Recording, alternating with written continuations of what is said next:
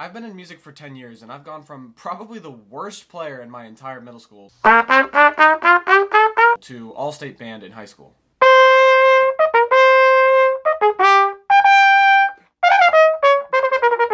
I went from literally getting yelled at in marching band for not knowing what the word dot means to marching bluecoats.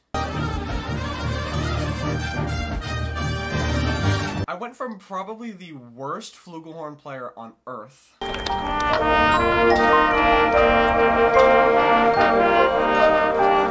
to sounding pretty good at my senior recital.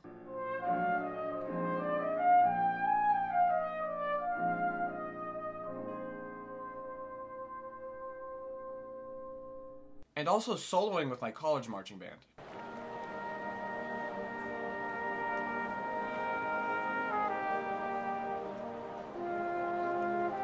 I went from probably the worst performance major in the history of trumpet players to at least competing in the live rounds as a soloist at the National Trumpet Competition.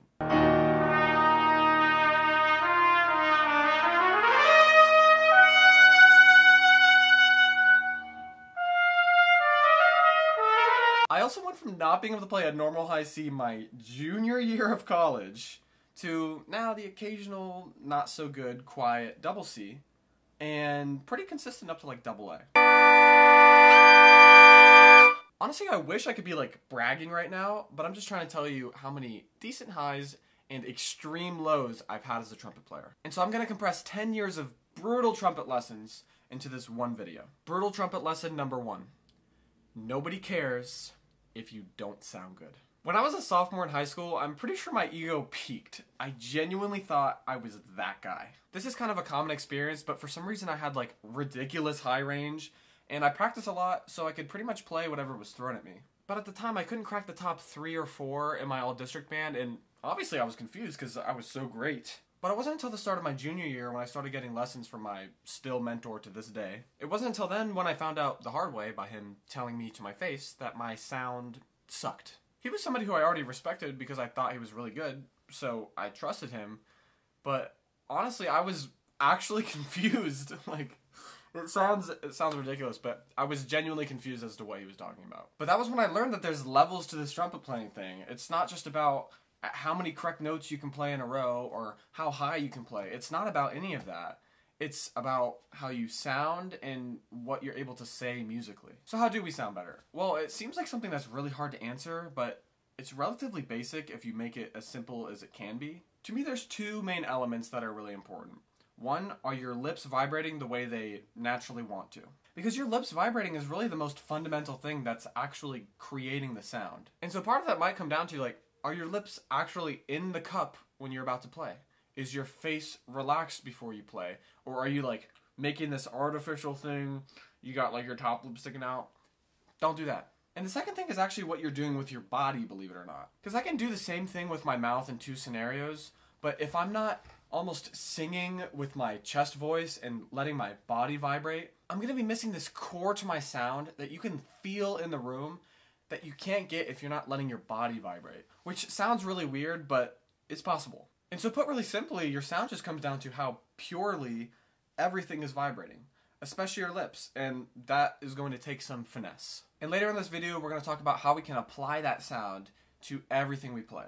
But first we have brutal trumpet lesson number 2, which is practice every single day, even if it's really short or just with the mouthpiece. Now I get it, practicing every single day without really exception, it seems extra.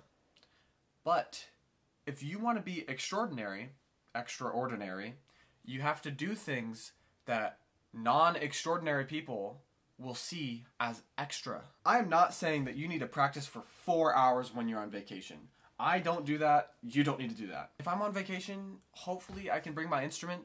Almost every single time there's a way for you to bring your instrument. In the rare exception that you can't figure out a way to bring something, you can at least bring a mouthpiece or 2, and that's better than nothing. Because you at least get some time to make sure that you're not losing the coordination of your lips. And sometimes I'll go somewhere for a couple days, I'll bring my trumpets, and I just don't have the opportunity to practice. It happens all the time, and it's too loud, there's people around, I'm sleeping somewhere weird, whatever. Well, what I can do, maybe right before bed, is get my trumpet out, get my practice mute out, and play on the practice mute for 5-10 minutes. It's not as good as playing, and this is a Reggiano practice mute. Not sponsored, but kind of wish I was. Anyways, and you just play something quick.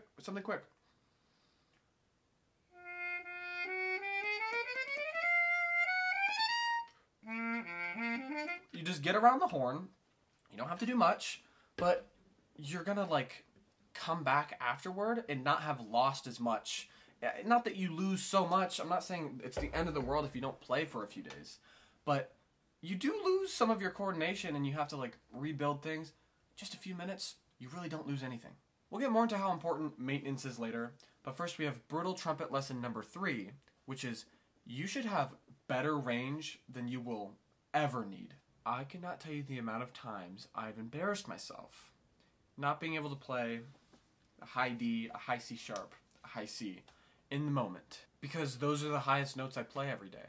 So when I actually have to play them in performance, in rehearsal, in front of people, I'm like, I don't know exactly 100% sure if this is going to come out, because this is at the top of what I do every day. But I'm telling you right now, there's nothing more humiliating than airballing a high C in front of the whole orchestra.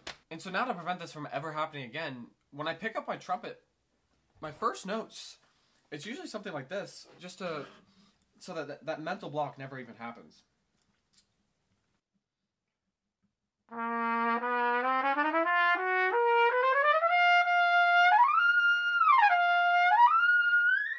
You know, I mean, might be a slight exaggeration, but... And obviously when I just pick the horn up, I'm not going to sound perfect, but it's more about getting used to being way above my old comfort zone so that I'm not allowing that mental block. And the amount of times I've actually needed those notes at the top, I mean, I can count on maybe one hand. But ever since I've been able to go up there semi-comfortably in my warm-up, you know, early in my playing, I haven't had that thing where I have to play normal above the staff stuff in front of people or, you know, in performance, whatever, and I'm like, am I gonna play it? Now it's like, how well am I gonna play it?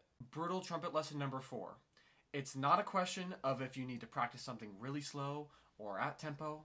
You need to do both. The biggest breakthrough I had that got me into the live rounds of the National Trumpet Competition was I took things really, really, really slow in my practice. For example, if I was learning this part,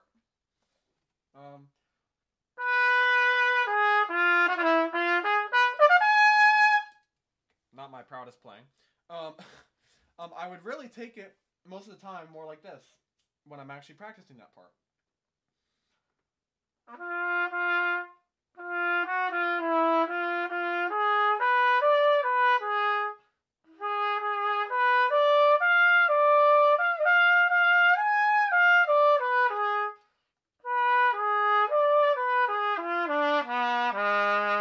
And that's honestly a really sloppy, sped up version of what I was really doing.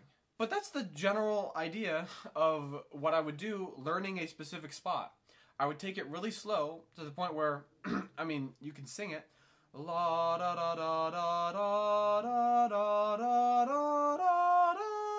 da da da. I did the wrong fingering, but to the point where you can sing it even though in the music, la da da da, la da da bum bum bum da da. Like those notes, they hardly even exist. They fly by so fast, but they matter. So what I learned a little bit after NTC is you have to couple that slow, methodical, detailed practice with playing it at speed, playing the whole thing through, playing through sections all the way, at tempo, so that your body and your brain can learn, like, this is what I'm actually going for. Brutal trumpet lesson number 5.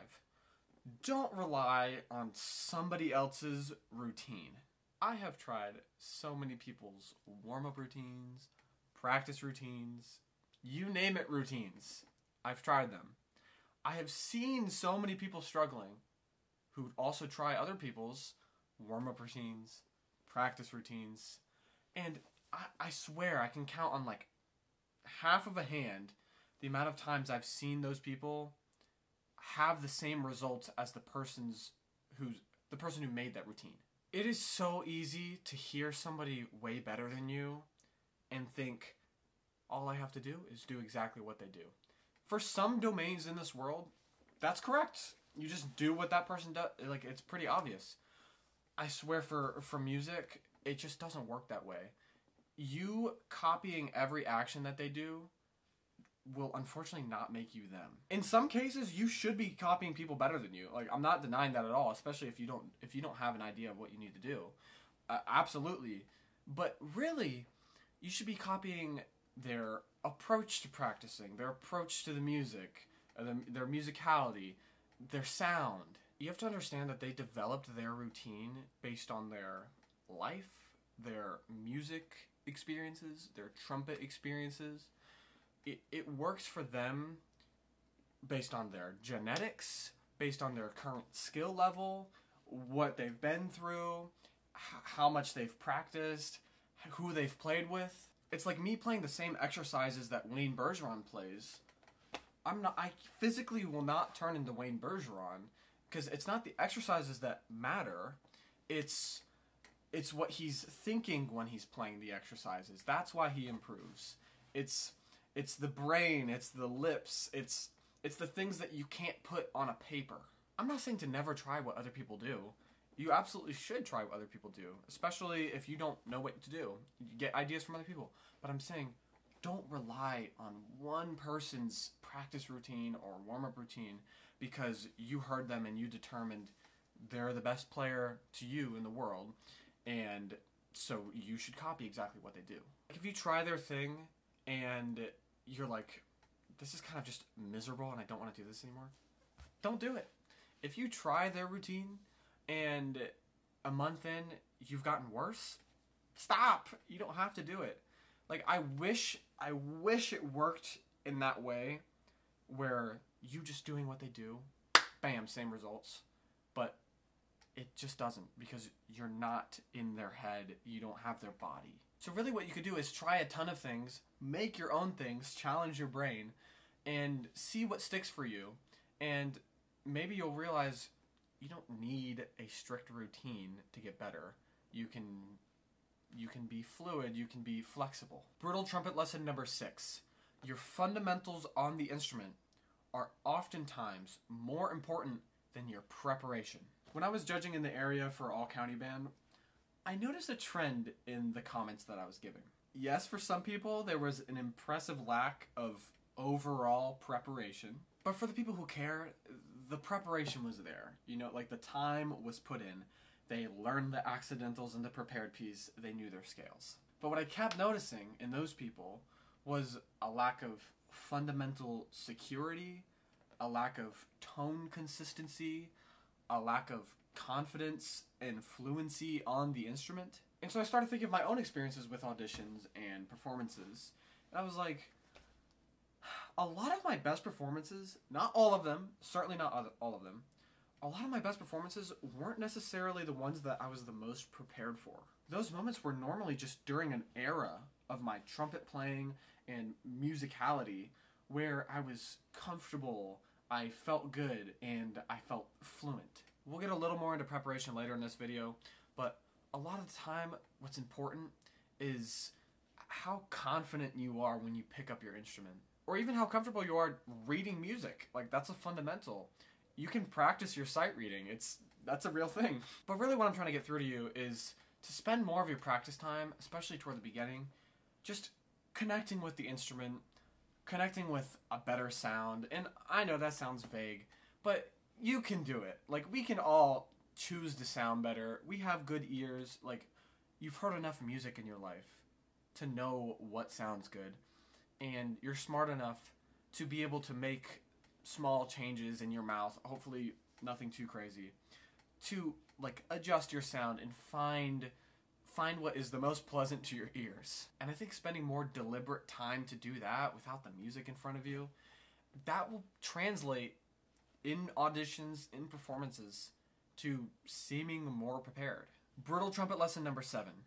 Never rely on a teacher to make you better. Now, this is coming from somebody who relied on a teacher to make them better for a long time, and I got better from it. But this is also coming from somebody who learned the hard way that you can't do that forever. I went several years completely relying on my mentor to fix my trumpet playing, or if he's not around, I would find somebody else, like, please fix my playing. Like, what am I doing?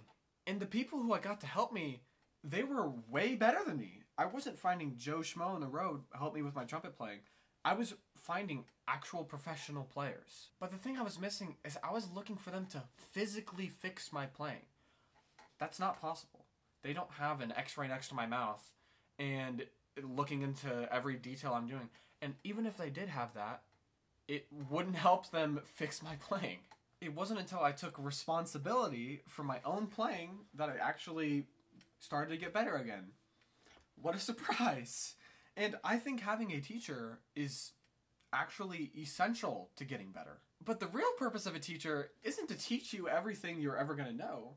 It's to teach you things and then to teach you how you can teach yourself. And it's not the teacher's fault if you never learned how to teach yourself. It's your fault. It's my fault as a student for not taking responsibility for my own playing. Brutal trumpet lesson number 8. Never, ever let yourself lose a skill that you've learned. I have done this with multiple tonguing. I have done this with tone quality. I've done this with good lyrical playing and musicianship.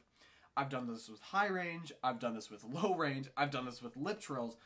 I've done it with every other extended technique in the book. And then when that technique or skill comes up again, I have to completely relearn it. And it's like this horrible fight against myself when I've been able to do it before. And once you realize how easy it is to not lose your ability to do these things on the trumpet, hopefully, for your sake, it'll never happen again. This is actually the easiest thing that you can do in this entire video. And it's to do all of the skills, extended techniques that you know, every single day, at least once, even if it's for under a minute.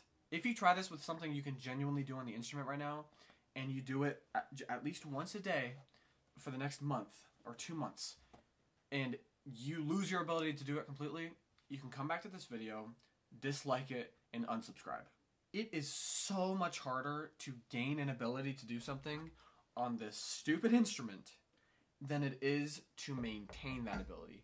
I promise. You might try and relate it to building muscle in the gym, where it's like, you train for 5 years and you build a certain amount of muscle, and then you take like 2 years off, and then you're back to like literally square one. And then you train again, and you lift weights, and it takes like 4 months, and then you're basically at like 99% of where you were after 5 years. Unfortunately, in my experience, it doesn't work that way on trumpet. If you don't do something for 2 years, who knows if you're going to learn how to do it again? Like, there's no guarantee. But it is similar to another fact of building muscle, which is if you build a certain amount of muscle after 5 years, in order to maintain however much muscle you have, it takes way less volume of training to actually do that. And that's exactly how it works on trumpet. If it took you 10 years to learn how to do something, you can maintain that ability by doing it like once a day. Brutal trumpet lesson number 9. Never assume you will succeed based on your previous accomplishments. This is probably the realest one of the whole video. I've done this several times. I see it all the time. It's almost a plague. We practice for an audition like maniacs, and we do really well. We get exactly the spot we wanted.